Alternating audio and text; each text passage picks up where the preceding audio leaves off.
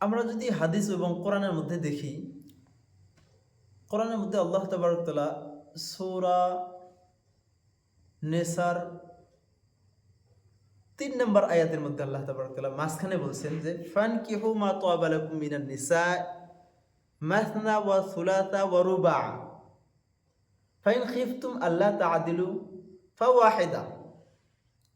আল্লাহ তাবারক তাআলা এখানে কোরআনের মধ্যে বলছেন যে তোমরা বিয়া করো তোমাদের পছন্দের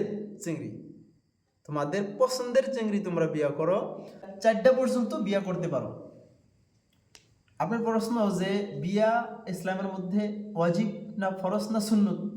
আসলে সুন্নত এটা, কিন্তু একটা কথা আগেই সাবধান করে দেই, বিয়া করার জন্য হাদিসের মধ্যে আল্লাহ নবী সাল্লাল্লাহু আলাইহি সাল্লাম মিশকাত শরীফের 3080 নম্বর হাদিস মিশকাত শরীফের, সেম হাদিস বুখারী শরীফের 5063 থেকে 55 পর্যন্ত হাদিসের মধ্যে আছে যে আল্লাহ নবী সাল্লাল্লাহু আলাইহি সাল্লাম কইতেছেন যে ইয়া মাআশারাশ শাবাব মান ইসতাতা মিনকুমুল বাআতা ফালইয়াতাযাওয়াজ।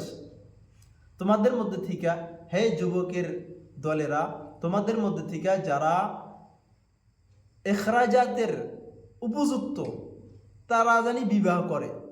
তারা কি করে জানি? বিবাহ করে। কি শর্ত লাগাইছে? ইখরাজাত মানে কি? নানু নাফকা, শারীরিক ও আর্থিক দুইটাই শর্ত, শারীরিক আর্থিক দুইটাই শর্ত লাগাইছে। দুইটাই যদি উপযুক্ত থাকে তাহলে ও বিয়ে করে জানি, চোখ নত রাখে আর লজ্জাস্থান হেফাজত থাকে। মুআশারাতের মধ্যে জেনা একদম আম হয়ে গেছে, এটা সবাই জানে। এই জেনার থেকে বাঁচার জন্য, চোখ নত রাখার জন্য বিয়ে করাটা বহুত জরুরি হয়ে গেছে। প্রথম প্রশ্ন হলো যে বিয়ে করাটা ফরজ না ওয়াজিব না সুন্নত? বিয়ে করা যদি তোমার নিজের উপরে খৌফ হয় যে বিয়ে না করলে আমি জেনার উপরে লিপ্ত হয়ে যাব, এটা ভয় যদি থাকে তাহলে বিয়ে করাটা ওয়াজিব ফরজ হয়ে যায় তোমার উপরে। আর যদি কোনো খৌফ নাই, কোনো ভয় নাই, তাহলে তোমার এটা সুন্নত। কি বিয়ে করাটা? সুন্নত। দ্বিতীয় প্রশ্ন হইল যে বিয়া কয়টা পর্যন্ত করা শরীয়তের মধ্যে অনুমতি জায়েজ দিছে আর কি, হুকুম দিছে।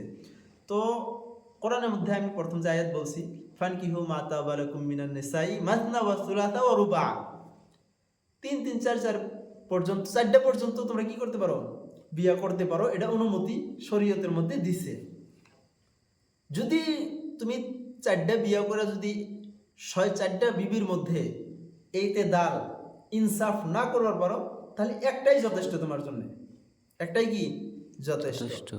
তৃতীয় প্রশ্ন করছাও যে মা বাবার কাছে থেকে অনুমতি নেওয়া লাগবে নাকি?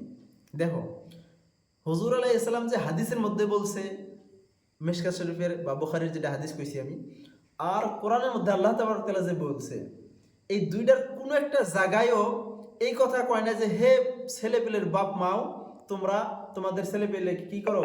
বিয়া করাও। কোনো জায়গাতেই কয় না এই কথা। এই যে কথা কোনো জায়গাতেই কয় নাই। পুরুষদের কথা কইতেছি আমি। কইছে ইয়া মাআশারাশ শাবাব, এখানে কইছে এই জওয়ানেরা, এই যুবকেরা, তোমরা যদি ইস্তেতাআত রাখো ইখরাজাতে তাহলে বিয়া করো। আচ্ছা, তৃতীয় কথা হইল যে মেয়েদের উপরে কিন্তু এটা হুকুম আলাদা, পুরুষদের উপরে এটা যে বাপ মায়ের অনুমতি না নিলেও অসুবিধা নেই, কিন্তু মেয়েরা